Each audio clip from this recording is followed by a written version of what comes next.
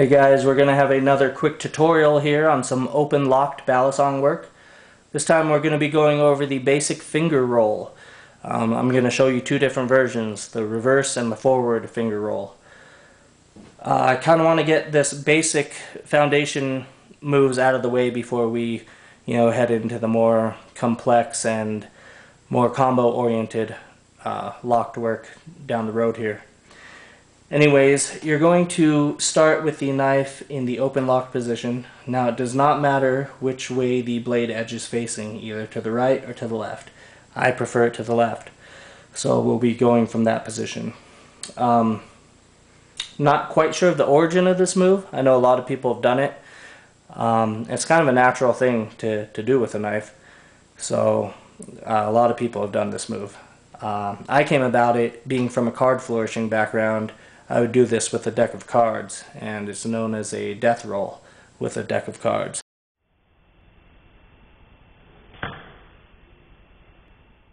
So when I started balisongs, it was only natural for me to adapt that into my knife flipping. Anyways, on with the move. We're going to go right into the concept here. The concept is it's a roll. It rolls around your index finger. It stays in contact with your index finger the entire time, during the entire revolution. If at any time it leaves your finger, then you didn't do it right. Your knife will be in this position here, resting on your four fingers. Now it's going to roll around your index finger, so your index finger should be somewhat near the top edge of the blade handles towards the blade here. If you're using a 42, I like to keep my finger, around the second set of holes or in between the first and second set of holes in the handles here. That's going to be personal experimentation. Each person is different, so you're going to have to find where the best point for you to get it to roll around your finger will be. What you're going to do here is you're going to lift up into a palm downward position here. A nice circular movement, nice and controlled and slow, going into palm downward. So what you'll do is move towards you, moving your middle ring and pinky out of the way, allowing momentum to carry the handles around your index finger, staying in contact with your index finger the entire time of the revolution. As it completes its revolution, you will now take your thumb, place it on the top edge of the handles, and move back into your starting grip.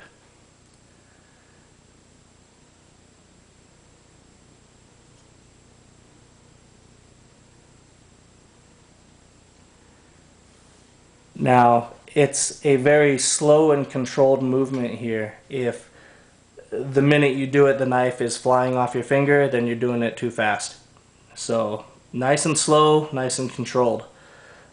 There's really not much explanation to it, but you just kind of have to experiment with it.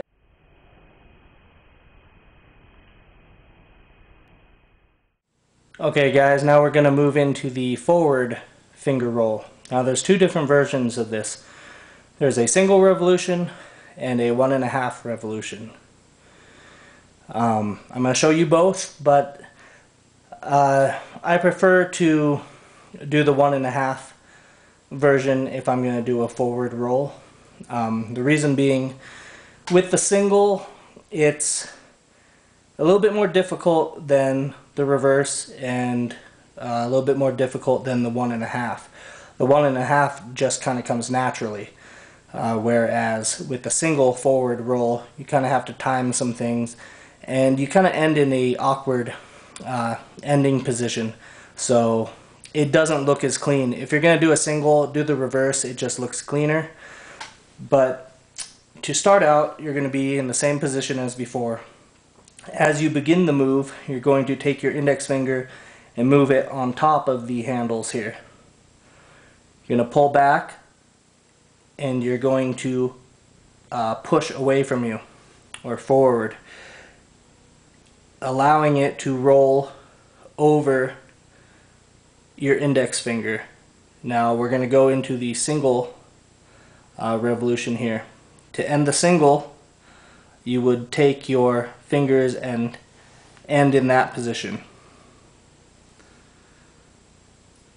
So once again, to initiate the move, pull back, push forward, allowing it to roll, staying in contact with your index finger the entire time.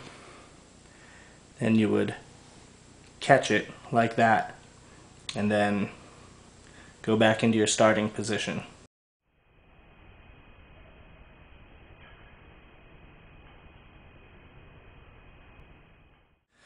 Now for the 1.5, it's the exact same thing, except you have an extra half revolution in there. So initiate the move, allowing it to roll,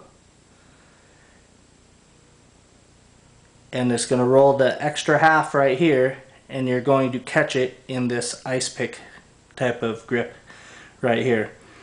Like I said, I do prefer the 1.5 over the single if I'm going for a forward roll.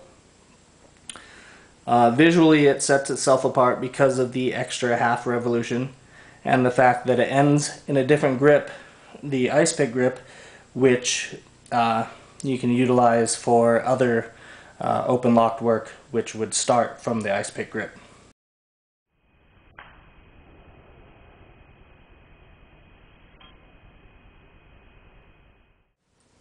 Another nice thing about the finger roll is that it doesn't necessarily have to be open and locked. It doesn't have to be locked.